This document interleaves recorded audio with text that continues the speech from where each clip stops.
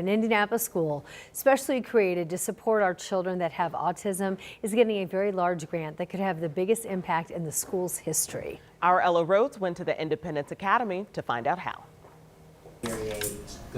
Donovan will graduate from Independence Academy in the spring. His mom, Tarryn Joiner, enrolled him here 6 years ago, so he could have access to the resources he needs as an autistic student. Independence Academy is tailor-made for Donovan.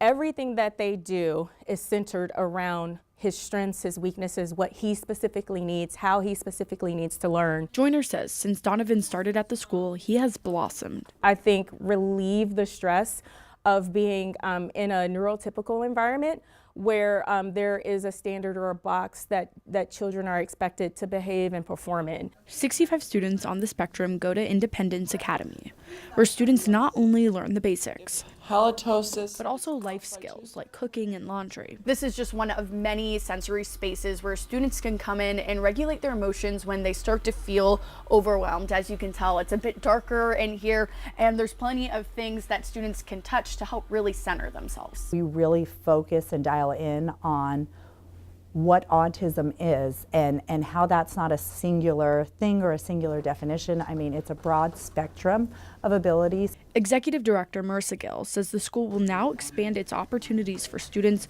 with the help of a $1.5 million grant from the Lilly Endowment. Never in the history of the school received any grant that compares to this. So this is far and away the most substantial grant we've ever received, and it will be the most impactful grant we've ever received.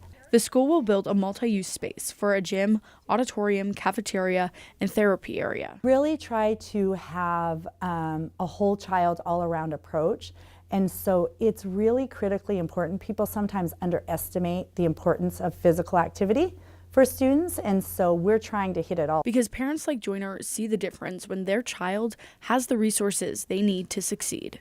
In Indianapolis, Ella Rhodes, 13 News.